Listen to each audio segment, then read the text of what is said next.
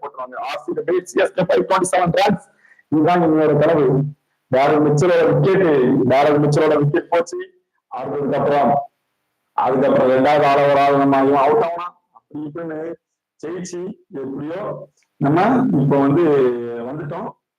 இதை வந்ததுதான் சரி, பார்த்துட்டோம் match winning moment. RCB still there in playoffs. RCB பிளே ஆஃப்ல இருக்கதான் செய்யுது. ஸோ கப்பு ஆர்சிபி பேர்ல எழுதி வைக்கிறோம் கண்டிப்பா. என்ன ஒரு மேட்ச்,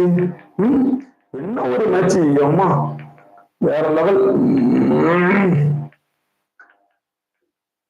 என்னதான் நீங்க கோலிக்கு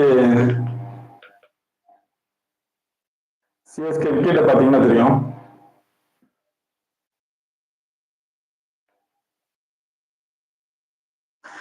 உண்மையிலே ரொம்ப ஒரு இதான மேட்ச் தான். முதல் விக்கெட்டை பார்க்கிறோம் நம்ம ருத்ராஜ் கேக்வாட் அவர்கள் லெக் சைட்ல போனப்ப அடிக்க பார்த்தாரு. பட் அங்க ஒரு ஃபீல்டரை வச்சு அவரோட விக்கெட் எடுத்தாங்க. அது ரொம்ப ஹைலைட். இதுக்கப்புறம் ஃபர்ஸ்ட் விக்கெட்டை போச்சு. அவரே என்னடா இப்படி ஆயிடுச்சு அப்படின்னு சொல்லிட்டு கிளம்பிட்டாரு. ஆனா இந்த விக்கெட்ல சந்தோஷப்படுறது ஃபர்ஸ்ட், அதாவது ஆர்சிபி ஃபர்ஸ்ட் ஸ்பின் இறக்குனாங்க, மேக்ஸ்வெல் போட்டாரு. ஃபர்ஸ்ட் விக்கெட் அவங்களுக்கு கிடைச்சது. ரெண்டாவது பாத்தீங்கன்னா டேரல் மிச்சல், இவரோட விக்கெட் ரொம்ப ரொம்ப ரொம்ப முக்கியமான விக்கெட். சோழ கேட்ச நம்ம விராட் கோலி அவர்கள் நம்ம தலைவர் வேற ரகம் கரெக்டா போய் அந்த மேட்ச் கேட்ச பிடிச்சிட்டு அவரு துள்ளி பிடிச்சாருல பிடிச்சி பல்ட்டி வச்சு விட்டாரு. பட் அப்பவும் அவர் அந்த பாலை விடாம கையிலே வச்சிருந்து ஒரு டீமுக்கான வெற்றியை உறுதி செஞ்சாரு. இந்த வெற்றி அவரோட அக்ரெசிவ். இந்த ரெண்டாவது விக்கெட் சிஎஸ்கேக்கு ஒரு நார்மலான விக்கெட் தான், ஏன்னா இவர் ரொம்ப கிளீனா இருப்பாரு. இதே மூணாவது விக்கெட் பாத்தீங்கன்னா ரொம்பவே ஒரு சரியான பிளேயர், அவர் அவுட் ஆனதுனால இவங்களுக்கு ரொம்ப சந்தோஷம். ஆமா, நம்ம ரஹானோட விக்கெட் பெரிய விக்கெட். ஏன்னா அவன் அடிச்ச அடியில அவன்ன்றதெல்லாம் ஜெயிச்சிருப்பான். அவனுக்கு அடிக்கும்போது தெரிஞ்சிச்சு நம்ம தோத்துருவோம்ல, கேட்ச் பிடிச்சிருவாங்க. அதுவும் ஃபேப் பப்ளிஷ் இந்த மாதிரி கேட்ச் நம்ம தெரிய மாட்டாரு. அல்வா கேட்ச் மாதிரி போய் பிடிச்சிட்டாரு. அடுத்த விக்கெட்டை பாத்தீங்கன்னா ரச்சின் ரவீந்திரா. இந்த ரச்சின் ரவீந்திரா சைலண்ட். விராட் கோலி அப்பவும் சைலண்டா இருக்கணும், கத்தக்கூடாது, மேட்ச் முடிஞ்ச பிறகுதான் கத்தணும் அப்படின்னு சொல்லியிருந்தாரு. அடுத்த விக்கெட் பாத்தீங்கன்னா நம்ம ரச்சின் ரவீந்திரா ரன் அவுட் ஆனாரு. இது ரொம்ப தேவையில்லாத ரன் அவுட் தான் சிஎஸ்கேக்கு. இந்த ரன் அவுட் தேவையில்லாத ரன் அவுட் தான், சூப்பரான ரன் அவுட் ஆகினாங்க. பட் அது மிஸ்கம்யூனிகேஷன் ரன் அவுட் தான். பட் அதுல ரச்சின் ரவீந்திரா போனது. அதுக்கப்புறம் பாத்தீங்கன்னா நம்ம சிக்ஸர் மன்னன் சொல்லுவீங்க நீங்க, நாங்க சொல்லல, நீங்க தான் சொல்லுவீங்க. அவரு அவரோட விக்கெட்டை சுலபமா சிக்ஸ் அடிக்கிறேன்னு சொல்லிட்டு அடிச்சாரு. கடைசியில கேட்ச் பிடிச்சிட்டு வெளியே அனுப்பிட்டாரு. தம்பி நீ பாய் டாட்டா போயிடுவா அப்படின்னு சொல்லிட்டு அவரை ஈஸியா வெளியே அனுப்பிச்சு விட்டாங்க. But Rachin Ravindran is a good player. அவர் பெங்களூரு, சொந்த ஊரு, அன்னைக்கு நல்லா ஆடினாரு.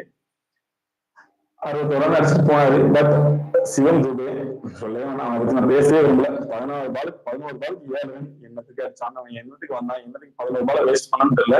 7 ரன் அடிச்சுட்டு போயிட்டான். அவ்வளவுதான், முடிச்சுட்டு டாட்டா பாய் பாய், நான் வந்த வேலை முடிச்சுது அப்படின்னு சொல்லிட்டு போயிட்டாப்ல. இதே அடுத்த விக்கெட் பாத்தீங்கன்னா இதுவும் ரொம்ப ரொம்ப ரொம்ப ரொம்ப இம்பார்ட்டன்ட் விக்கெட் ஃபார் ஆர்சிபி.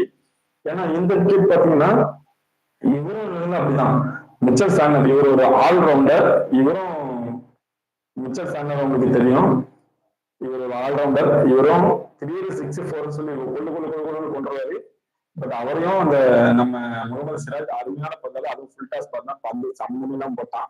அதை நம்ம பிடிச்சதுதான் டர்னிங் பாயிண்ட். ஒத்த கையில பறந்து போய் பிடிச்சாரு. இதுதான் ஒரு டர்னிங் பாயிண்ட்.